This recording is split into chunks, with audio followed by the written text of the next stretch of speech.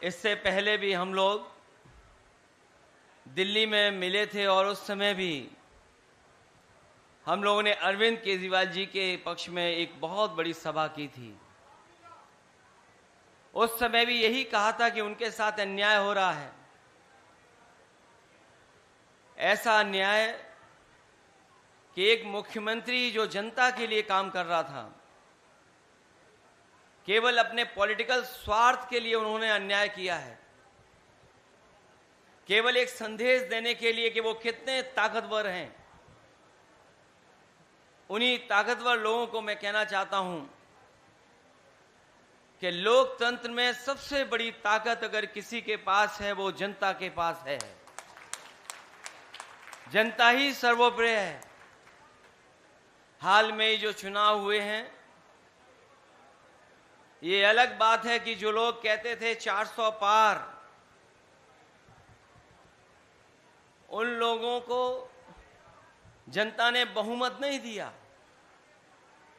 और जिस प्रदेश से हम लोग आते हैं, उत्तर प्रदेश में, जहां वो दावा करते थे कि 80 में 80 सीटें जीत जाएंगे, लेकिन उत्तर प्रदेश की जनता का मैं धन्यवाद देता हूं।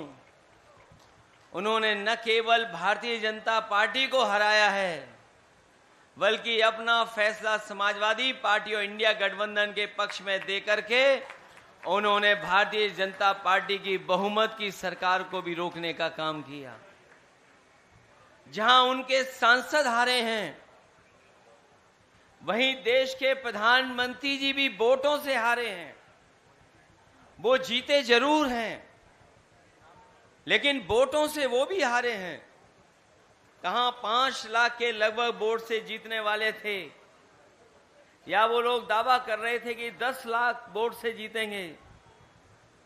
लेकिन प्रशासन अगर गिनती इधर उधर वाली जोड़ करके ना करता तो शायद वो भी 1.5 लाख से नीचे की जीत होती, उनकी उतनी भी जीत नहीं होती।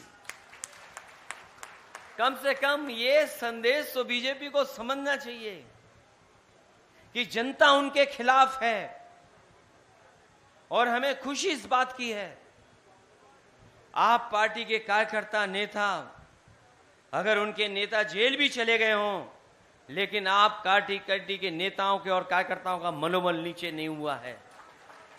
मैं उन्हें बधाई देता हूं। वो यहां हमारे साथ नहीं है अरविंद केजरीवाल जी, उनकी पत्नी मंच पर हैं, लेकिन एक एक कार्यकर्ता उनके साथ जुड़ा हुआ आज भी उनके साथ खड़ा होकर के उनके रिहाई के लिए लड़ाई लड़ रहा है। जहां ये सरकार एक मुख्यमंत्री को जेल भेज चुकी है, यहां हमारे साथी बैठे हैं, इन्होंने ऐसा अन्याय देखा है शायद लोकतंत्र में किसी ने भी अन्याय नहीं देखा होगा। और राजनीति में हो सकता है हमारी आपकी विचारधारा में हम कुछ स्वीकार करते हो, आप कुछ स्वीकार करते हो, लेकिन कभी ऐसा नहीं हुआ होगा कि पूरे के पूरे परिवार के साथ अन्याय हो जाए।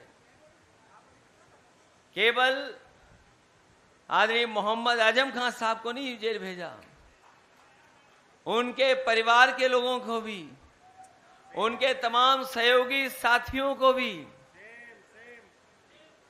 यहां पर मुझे दिखाई दे रहा है जिन पर झूठे मुकदमे लगे हैं, कुछ दिन वो भी जेल हुआ है, लेकिन वो डरने वालों में से नहीं है। इसलिए ना आप पार्टी का कार्यकर्ता डर रहा है, ना हमारे ये समाजवादी लोग डर रहे हैं। अगर हमारा रास्ता लड़ने का ही है, संघर्ष का ही है, तो हम लोग लड़ने और संघर्ष करने का रास्ता स्वीकार करते हैं। उनके स्वास्थ्य को लेकर के अरविंद केजरीवाल जी को जो चिंता है, जहां कार्यकर्ताओं को चिंता है, उनके परिवार और उनकी पत्नी को चिंता है, उतनी ही चिंता हम सबको है कि उनका स्वास्थ्य देखते हुए और एक मुख्यमंत्री को केवल पॉलिटिकल स्कोर अपना बेहतर बनाने के लिए अन्याय हुआ है। उनके खिलाफ जितने मुकदमे हैं सब खत्म होने चाहिए, उन्हें जेल से रिहा होना चाहिए। हालांकि एक बात मैंने चुनाव से पहले कह दी थी कि कई ऐसी संस्थाएं हैं दिल्ली के पास जो पॉलिटिकल लोगों को समय समय पर परेशान करती हैं। वो संस्थाएं उन्हें न्याय नहीं देने देती हैं। मैंने हालांकि वो कहा था एक सीनियर जर्नलिस्ट से, उन्होंने अखबार में भी छाप दिया था, कई ऐसी संस्थाएं हैं जो जानबूझ करके पॉलिटिकल लोगों को बदनाम करने के लिए, उनको अपमानित करने के लिए, झूठे मुकदमे लगाने के लिए हैं। अगर जब कभी भी संस्था हम लोग सत्ता में आएंगे, ऐसी संस्थाओं को हमेशा हमेशा के लिए खत्म कर देंगे।